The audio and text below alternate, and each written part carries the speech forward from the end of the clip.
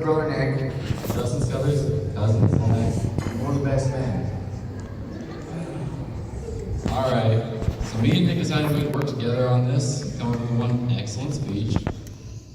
We want to start it out by thanking Justin and Abby, letting us be a part of their special day. We also want to thank Abby's parents, Dave and Kathy, for putting together such a beautiful wedding. Next, we want to thank Dan and Jenny for raising such a great son that we both got to grow up with, make tons of awesome memories with. No, he probably wasn't the easiest kid to raise. You guys did a good job. He did turn out pretty good too. All right, finally, I'd like to thank everyone coming out to celebrate.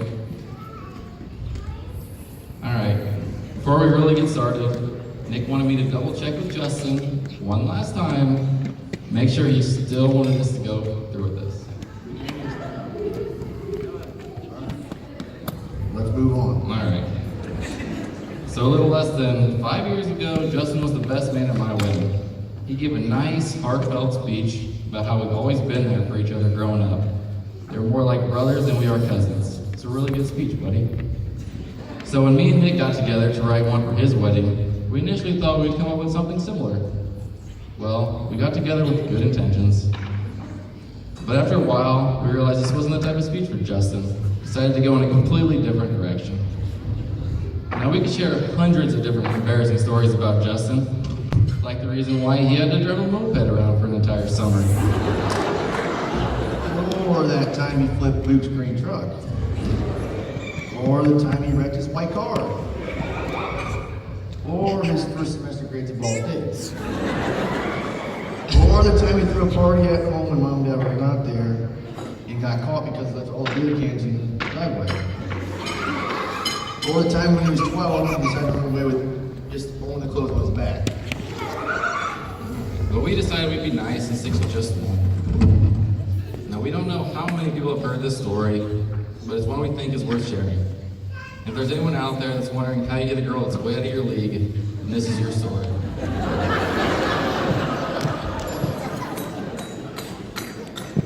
Alright, so when Zach and I were writing the speech, we didn't know Father Bob was going to steal half the speech, and we will not. So some of you guys have already heard this a little bit. Alright, so the day was July 11th, 2015, at my cousin Kyle's wedding. The ceremony had just ended, and me, Zach, and Justin were standing around talking afterwards when Justin spotted Abby. He gets all excited and reminds us that she was that hot cheerleading coach when we were in high school. He continues to tell us that he's always had the biggest crush on her and is going to go talk to her by the end of the night. We, of course, me and Zach, we brush him off because, well, that's Justin and we both know that it's not going to happen. So the night continues, and about halfway through the reception, he still hasn't said a word to her. By the time he finally works up the courage, or drinks enough beer, whichever one it was, he makes his move. He looks everywhere at the reception. But now he's got a new problem. Abby's already left for the night. For most of us, we would call it fate and just accept that it probably was not meant to be. Not Justin, though. He's at that stage of drinking where he's pretty much invincible. Everyone's been there. It's that point where all your buddies tell you something is a bad idea, but you're 100% sure it's a great idea. So Justin comes up with the only plan he can think of, and he decides he's going to ask every person at the wedding if they have Abby Foster's phone number. Well, somehow he actually finds someone who has it. It ends up being Zach's wife. Zach's wife, Abby, directs him to Aunt Mary Beth, who used to work with Kathy. There you go, he has it. So now Justin has the golden ticket. He's got one chance to make a great impression on a girl he's never talked to. I mean, in his words, this is the girl of his dreams. He can't screw this one up. Me and Zach aren't with him at this point in the story, so we imagine him sitting on the couch at mom and dad's house, writing a text, erasing it, rewriting it, asking Jake and Josh how it sounds, and if you should send it. And complete this cycle until he gets the perfect text.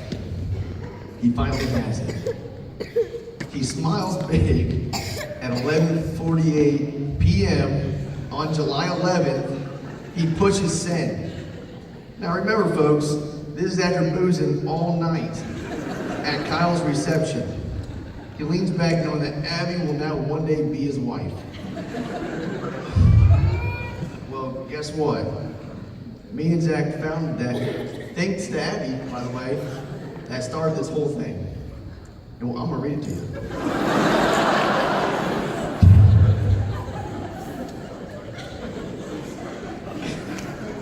All right, so it goes. Hi, Abby. Nice opening, Justin. You start out smooth. You even spelled her name right.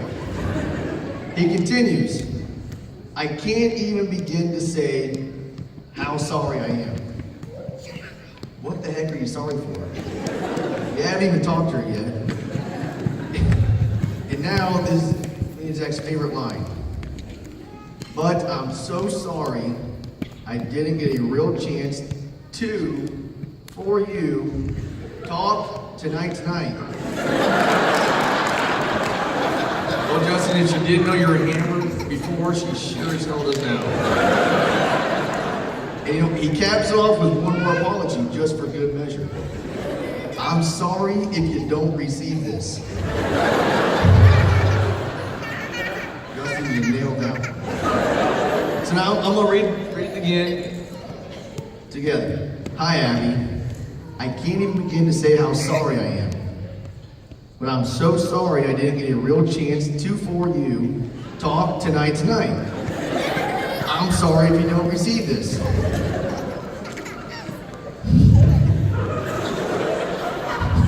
Damn, Justin, you nailed that. It was almost like you just expected her to be thinking, oh shit, I never gave Justin all a chance to come talk to me tonight. So there you have it, ladies and gentlemen. The story and the text that put this whole thing in motion and culminated with his wedding and beautiful bride. Now, let me explain this text a little bit more thorough. Zach and I, the other best man here, we read over this thing probably 100 times, thinking, what in the heck's going on here? Trying to figure out how that text, after that text, Abby agreed to go on a date with Justin. Or why she even texted him back. So after many hours, and in case a year later, we figured it out. And now if you've been married or in a relationship for more than a couple years, you know this text was actually genius. Here's how. Justin proved.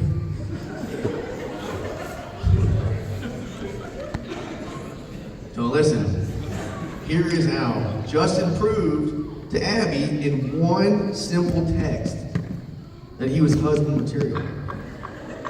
How, you ask? He managed to apologize not once, not twice, but 3 times in the first 2 sentences he ever spoke to her. Or before he even done anything wrong. This man was born to be a husband. Now, everyone raise your glasses. Here's the Justin and Abby. Thank y'all.